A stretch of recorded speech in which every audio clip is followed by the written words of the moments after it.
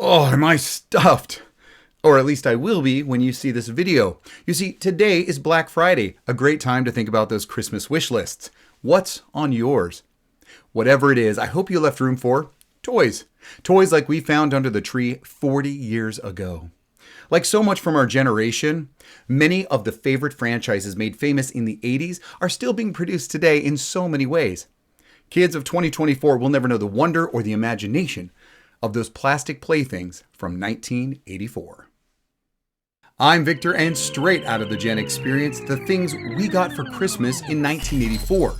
Or at least those things that we circled in the wish book, or topped our Christmas list before dragging Mom over to see them at the store. Every time we went. It's Black Friday, folks. There's no better time than when we should be Christmas shopping for others that we revisit what we hoped and dreamed would be under the tree 40 years ago. What did you ask for? Was it any of these? A year after the final Star Wars movie, or at least so we thought, Lucas and Kenner kept the line going with additional figures they knew fans wanted. That Christmas may have surprised you with Leia and Han in their Endor battle ponchos, or another creature for Jabba's palace, Pruneface. It was also the year the Emperor moved from mail away to a carded figure, replaced with a mail away for Anakin Skywalker. I think kids saved their stamps on that one. The controversial Ewoks, though, they were the star of the show. Although Logray and Chief Chirpa were released the year before, Kenner had Teebo, Poplu, Lumat, and Wicket, the actual featured Ewok in Return of the Jedi, come out in '84 to assure you kept spending your allowance. Unique and individual characters themselves, they were also army builders. Not even mentioned by name in The Return of the Jedi, the Ewoks began to become a brand of their own in the hopes they would continue as a force to be reckoned with in the form of plush toys, clothing, and even an Ewok family treehouse. Look familiar? More merchandise would follow after testing the furballs in a small screen cheesy TV special. The wheels of the Ewok cart, they were turning. But we'll save that for another time.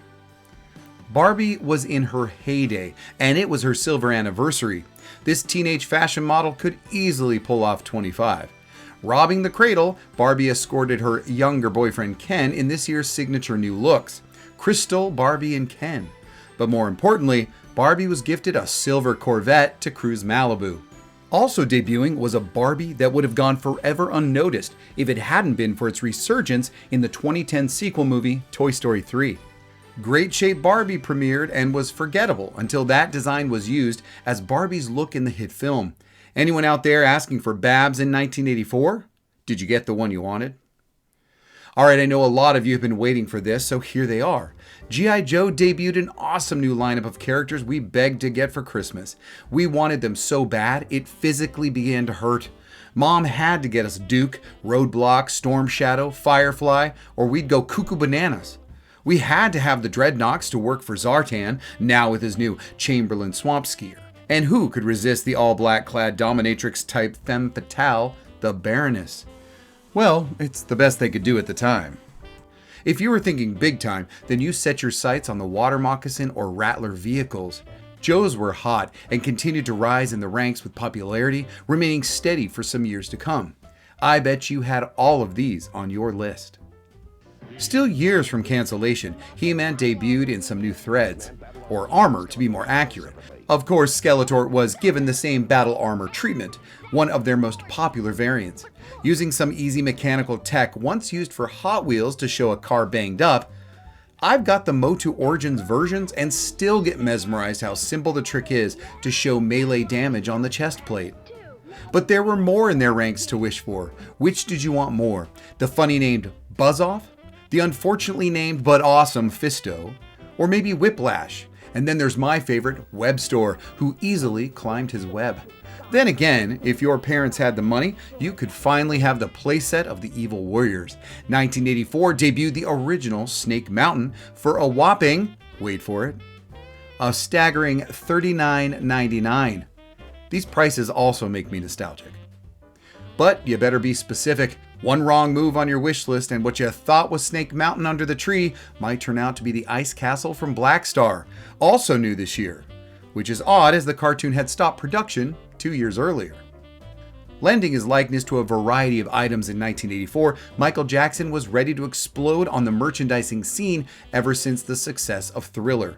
Whether microphones or headsets or even the iconic red jacket, MJ was everywhere. Even Viewmaster reels of his hit horror music video.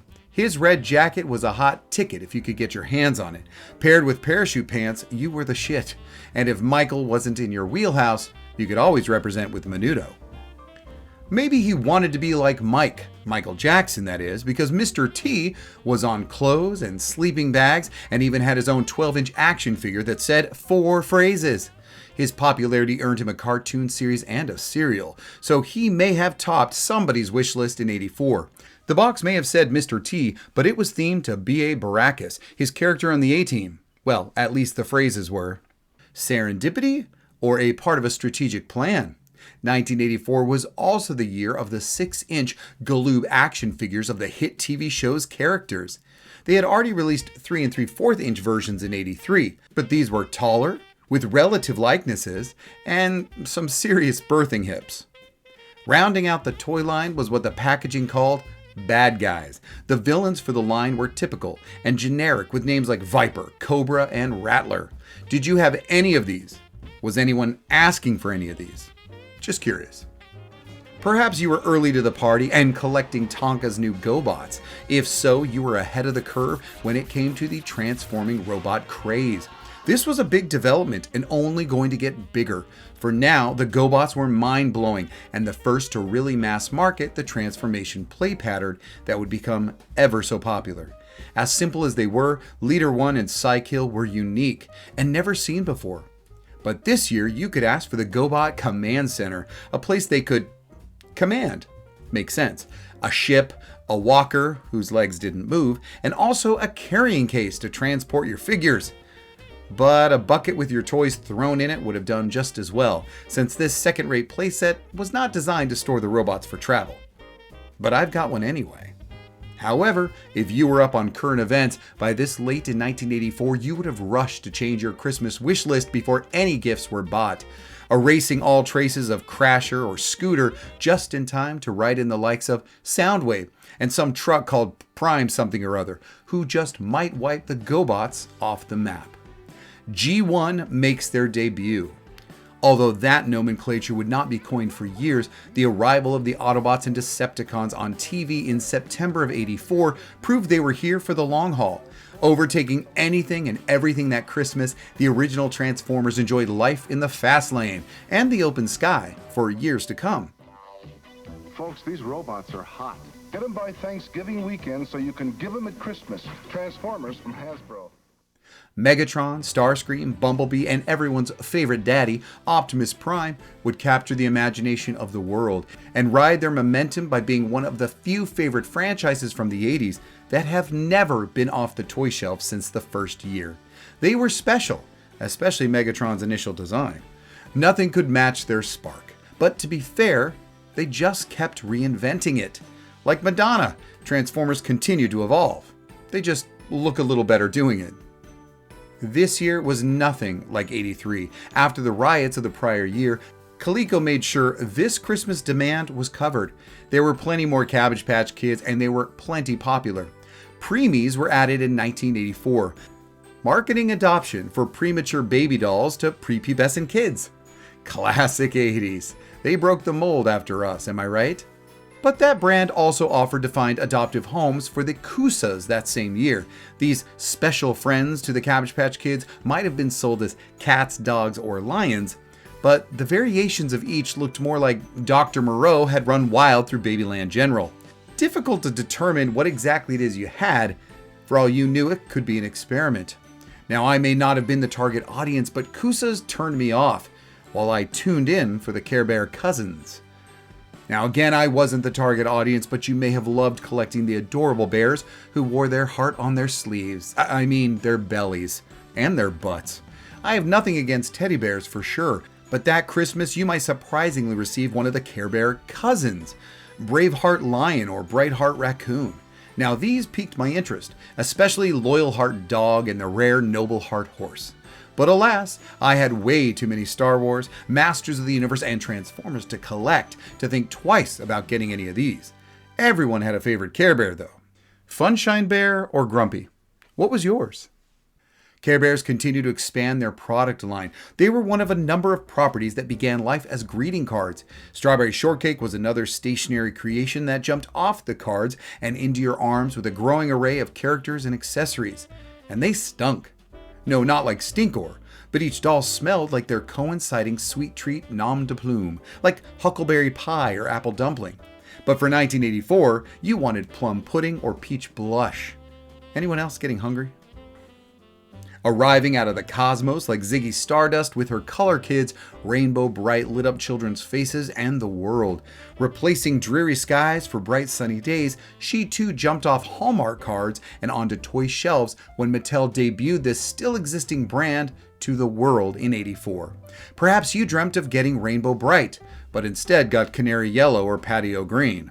Perhaps someone gifted you one by surprise and you didn't know who the hell they were, but you fell in love with them anyway, and the endless parade of merchandise available. And there was also the Get Along Gang. I don't know if anyone asked for them, but like so many other greeting card creations, you may have simply wound up getting one or two.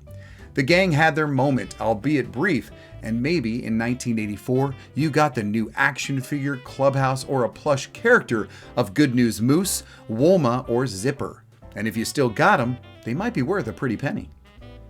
Superheroes continued their balance of power, and these wars were not secret. I'm talking about both DC Comics' Superpowers collection and Marvel's Secret Wars, both making their premiere in 1984. Were you a Superman and Joker kind of kid, or did you prefer Spidey and Doctor Doom? Your appetite could be satisfied with some of the first really great action figures of these hot properties. Sorry, Migo. With action features, accessories, and playsets, what wasn't to love? The comic crazy kids went bonkers for these during the '84 Christmas season and a couple years after that. Where do you fall, DC or Marvel? If the movie taught us anything, it was that we were not ready for the responsibility of a mogwai. But just like Billy's dad, our parents didn't listen to the rules.